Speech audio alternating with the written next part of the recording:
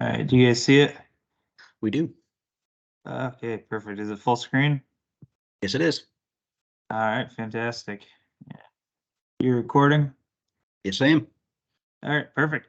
All right, good morning, everybody. It's 6:30, and we're going to talk about winter driving today. But to get us started off, our code item of the week is maintain confidentiality of insider information learned about ECI or our clients. Ben Dow, do you have anything to hit on that? Oh, that's a good one. And a lot of times I always say that there's a lot of jobs that we do that actually have agreements that we sign to maintain confidentiality. Sometimes when we're working at like places like Global or IBM or like when we worked at the nuke plant, other places like that. But use common sense. If you feel funny about talking about something that you shouldn't do, it's probably not the right thing to do. All right, thank you, Ben. Injury report, we have 9 days since our last recordable injury and 9 days since our last first aid injury. We'll see how long we can keep those going for. Announcements. Today is the Marine Corps birthday. Happy birthday to all our Marines. I hope you guys like the cake that I found for this. Tomorrow is Veterans Day, so happy Veterans Day to all of our veterans. We will, everybody enjoy your Texas Roadhouse steaks and for free, and have a good weekend. And it'll be opening weekend this weekend for rifle season, so good luck, be safe. And here's a picture of last year's buckpool winner, Ben Heath's deer with his son and his wife.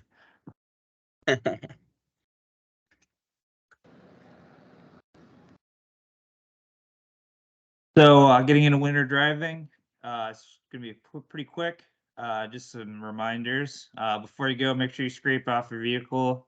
That's state law, and the cops love to enforce that. And it's very dangerous to be driving with snow or ice piled up on your vehicle. A, you can't see as well, and B, it can fly off, hit the car behind you, and kill somebody, which is why it's called Jessica's Law, because it killed a girl named Jessica.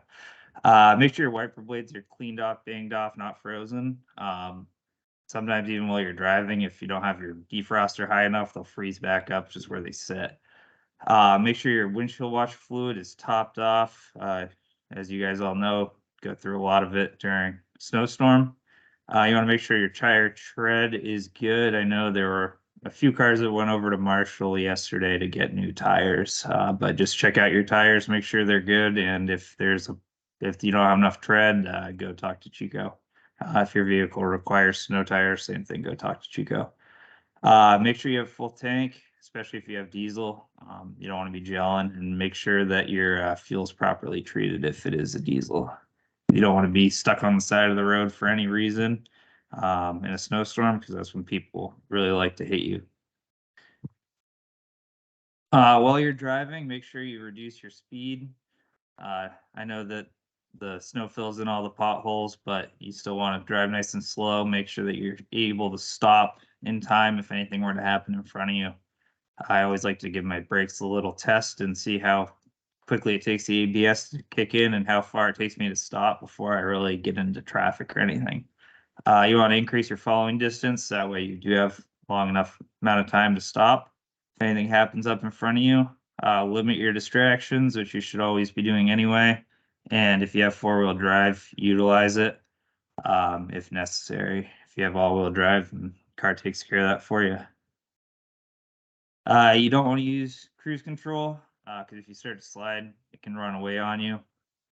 You don't want to use your Jake brakes in big trucks because the ABS isn't linked to your Jake brakes. And if you don't have to drive or haul in the snow, just avoid it. So if you can, say, bring your trailer over to a job site the day before it snows, then you probably should, so you don't have to haul in the snow. And if you don't have to work at all in the snow, then stay home and enjoy the snow day, right? And that sums it up. So I'm gonna kick it back over to you. I'll take it. Perfect. So I guess a couple Um, more comments that don't be overconfident in the winter just because you have four-wheel drive. And also sometimes the interstate's just the worst place to be when the roads are slippery. Yeah, look out for the other drivers. Yeah. Especially those New Hampshire drivers. They're the Yeah. worst. Yeah, yeah. With vanity plates. Yay, let's see, I'll take over.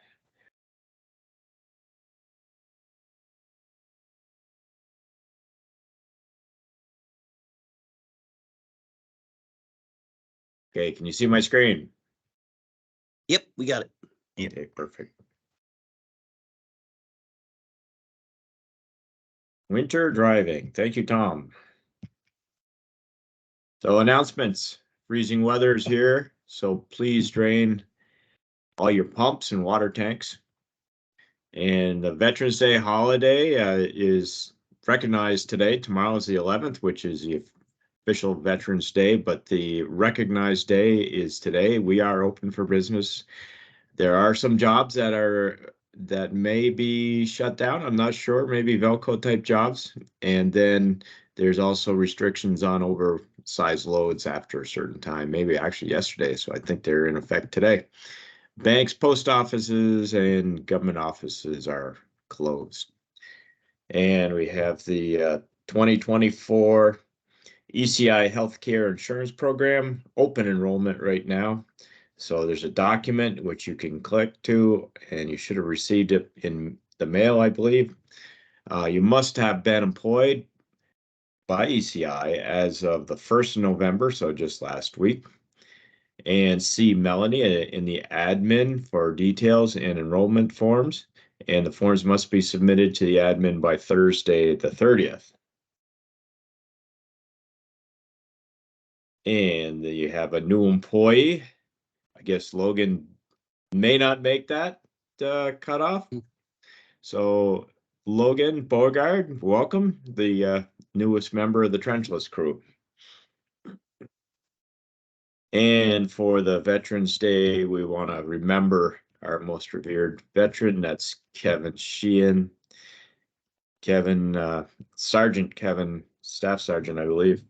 Kevin Sheehan from the Vermont National Guard was an ECI employee when he was deployed to Iraq back in 2004, and he was killed in action on the 25th of 2004. So we salute you, Kevin, and we'll remember you forever, especially on Veterans Day. So everyone think about their veterans today and tomorrow and the weekend.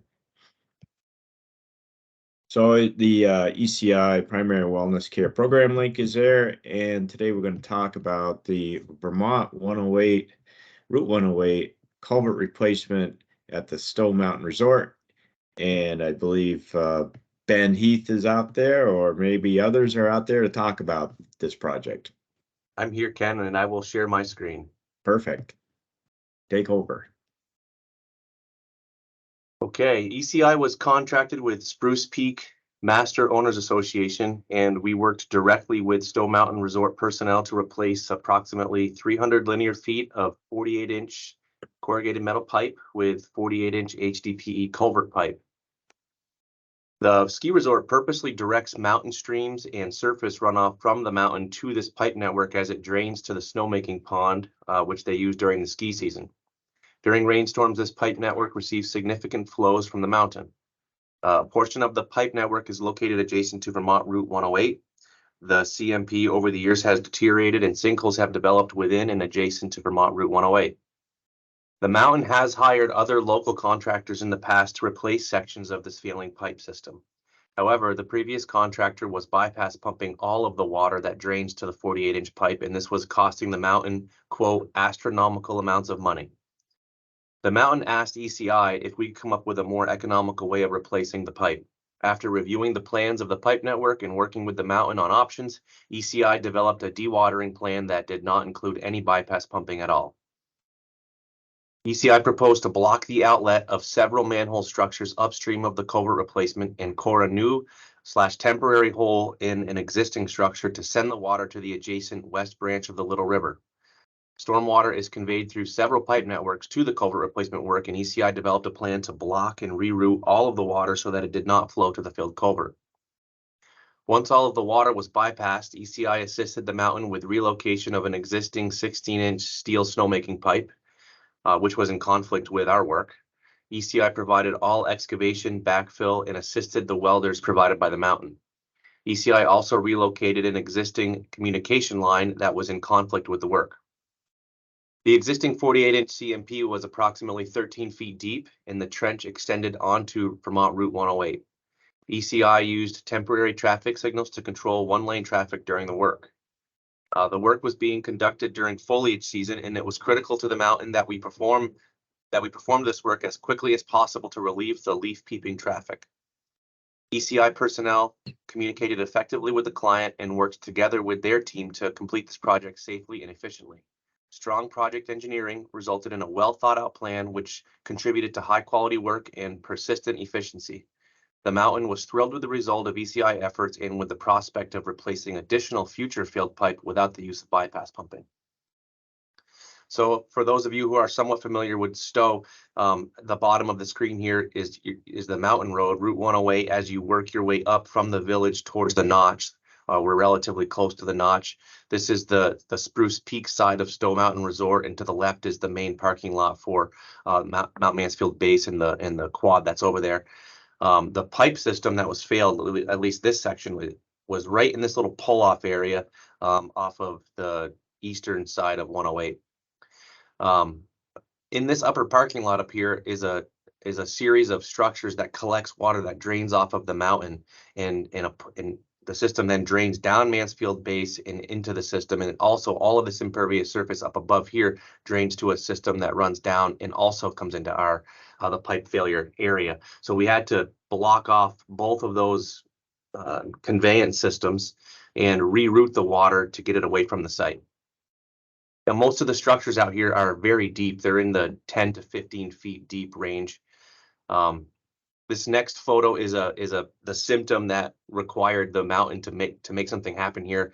They have a 48-inch pipe next to 108. They're in peak foliage traffic season, and they've got this huge sinkhole. And when we arrived to look at this, if you were standing away from the road looking towards the road, you could see a void space that extended beyond your sight. So there was a hole underneath the road here that was much deeper than what I think everybody really believed at first.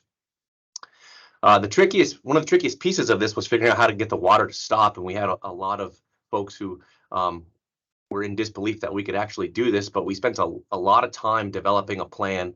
And here's just a hand sketch of the system that we came up with to block the water, and we did this at several locations. This is similar to what you would see at like a small dam, where we put in 2x stock and with a piece of steel that ran up the sides, and we bolted it to the structure up all the way up through and sandbagged the bottom. We used poly and a little bit of bore gel, and this worked really well. This photo here is a picture of the snowmaking line. So the snowmaking line was actually an unanticipated piece of the work. This was painted out outside of our project limits. And then, of course, when we got there, it was directly in our way. So we worked with the mountain to help relocate it. Here's another image of our team assisting the welders. So as I mentioned, this was a deep pipe system. For a portion of the work, we used double stacked boxes, and for others, we were able to float the box up and keep everybody safe and within compliance. Of course, there's a lot of relief on this road, so as we worked our way downhill, the trench became less deep, but still was a deep excavation the entire way.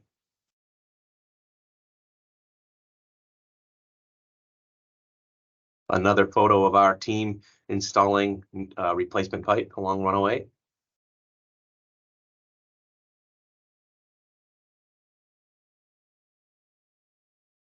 As you can see, the roadway, there was a decent amount of roadway replacement that had to take place here. there were large rocks just under the asphalt that resulted in the excavations, creating more void spaces. This is a road that has not been retrofitted by V-Trans. Here's a shot, I believe, of us looking upstream of our work. And I didn't take this photo, and this is really just showing that's the amount. I believe that is the amount of water that we were facing compared to a pipe that generally runs quarter to half full all the time, even days and days after rain events. So we had essentially completely eliminated the flow to this system. Here's the cleanup work.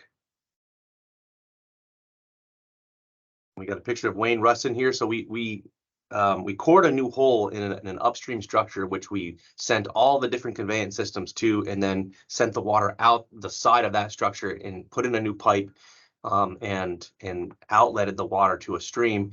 And we wanted to be able to reuse this in the future if we get hired to go and help these folks with future projects. So we developed a system to just kind of plug the outlet pipe instead of removing it and patching the structure. So Wayne developed this system to simply go in there and pull this latch, and you've got a bypass system again. This was probably the most challenging part of the job, was getting the bypass system in. These structures are deep, and we had a lot of planning that went into this with safety and our project engineering staff. I think down here in the poll, we see Trevor Day, who orchestrated a lot of the details and developed a lot of the planning for this project. And we have Dan Leduc here assisting him to get those holes patched. I'm sure this wasn't a very fun place to work for a few days, but the guys got it done and it worked out well.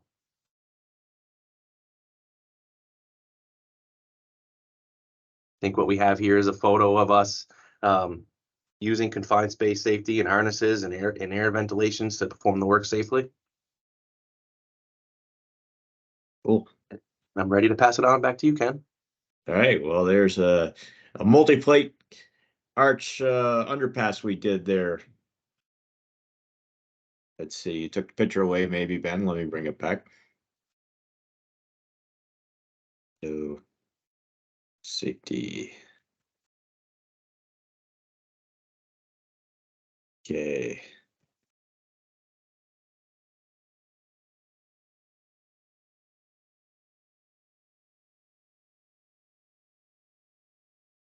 Down there.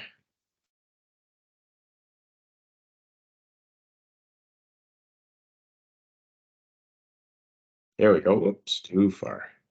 So this was back in 2002, May of 2002, and we did a multi-plate arch culvert, kind of a squash pipe there that was under the railroad in Windsor for a pedestrian underpass. So cool stuff. Thank you very much, Ben. Everyone have a good, safe day out there. Good luck hunting, and think about your veterans, and I'll pass it back to Matt. Nope, yeah, you said it all, Ken. Let's have a safe day. Okay, take care.